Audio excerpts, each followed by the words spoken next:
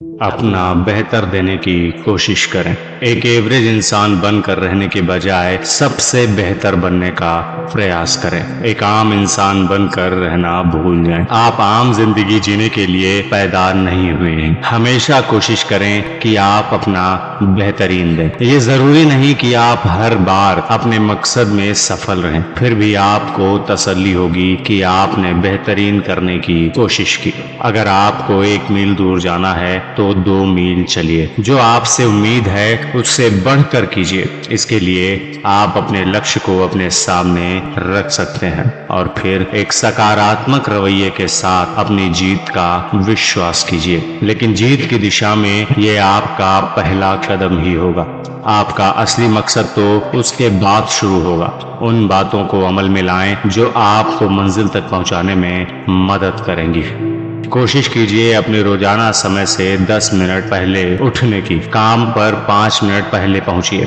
30 minute काम करने के बाद काम से थक कर न बैठें। सफलता और काम में तरक्की हासिल करने का यही एक रास्ता है। आज जिस दौर में हम रह रहे हैं वहाँ प्रतिस्पर्धा इतनी अधिक है कि अगर आप और हम कड़ी मेहनत नहीं करेंगे, नई चीजें नहीं सीखेंगे, खुद में सुधार नहीं लाएंगे अपने पूरे दिन भर, तो सफलता की इस दौड़ में बहुत पीछे रह जाएंगे। हर रोज सोने से पहले को याद कीजिए। खुद से सवाल करें, क्या मैं साधारण हूँ या कुछ बेहतर करने की कोशिश कर रहा हूँ। कुछ ऐसी जगहों में जहाँ पीने का पानी बिल्कुल भी उपलब्ध नहीं, वहां पर भी लोगों ने उस जगह को बिल्कुल साफ सुथरा बना कर रखा है। ऐसा क्यों? क्योंकि हालात चाहे जैसे भी क्यों ना हो, वे लोग भगवान की दी हुई चीज का पूरा सम्मान करते हैं। ऊपर वाले की दी हुई हर चीज की कद्र करें, फिर चाहे वो आपका पुराना घर ही क्यों ना हो। अगर आप ऐसा नहीं करते हैं तो उससे और ज्यादा की उम्मीद कैसे कर सकते हैं। जरूरी नहीं कि करोड़ों रुपए ही अपने पुराने घर पर खर्च करें या खुद पर, चाहे कम में ही सही, मगर उसका ध्यान रखें। आप चाहे जो भी करें पूरे दिल से करें, जिससे भीड़ में आपकी सबसे अलग पहचान बने। चाहे आपके आसपास कितने ही काबिल लोग क्यों ना हो, उनके जैसा बनने के बजाय अपनी अलग छवि बनाएं।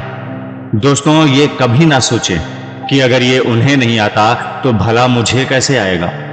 इतनी मेहनत करें कि सफलता सिर्फ आपके कदम चूमे। अपनी एक आदत बना लें कि आप जो भी काम हाथ में लें उसे बेहतर से बेहतर करने की कोशिश करें, फिर चाहे वो आपका काम कितना ही छोटा क्यों ना हो। मान लीजिए आप किसी स्टोर में गए और वहां गलती से आपसे कुछ सामान नीचे गिर जाता है, तो आपको चाहिए कि खुद उसे साफ करें। ये उम्मीद ना करें कि कोई और आकर उसे साफ कर देगा। जो आपसे गिरा है उसे उठाकर उसकी जगह पर वापस तरीके से रख दीजिए। हर सुबह जब आप उठें तो नहाने के बाद साफ सुथरे कपड़े पहनें, अपने बाल संवारें।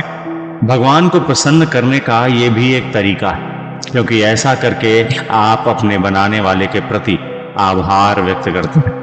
फिर भले ही आप गरीब हों या अमीर, इससे कोई फर्क नहीं पड़ता। जितना आपसे हो सकता है आप उतने अच्छे दिखने की कोशिश तो कर ही सकते हैं। जब आप कुछ नेक काम करते हैं तो ये सोच के मत कीजिए कि ऐसा करना आपकी मजबूरी है या फिर कोई आपको देख रहा है, बल्कि उसे दिल से चाहते हुए कीजिए। कुछ ऐसे काम जो आपके न चाहते हुए भी करने पड़ते हैं, उन्हें भी ये सोच कर कीजिए कि भगवान के नाम पर आप वो कर रहे हैं। यकीन मानिए, एक ना एक दिन भगवान आपको इसका इनाम जरूर देगा। जोल, जो कि इस किताब के लेखक हैं, पहले एक चर्च में पेस्टर हुआ करते थे।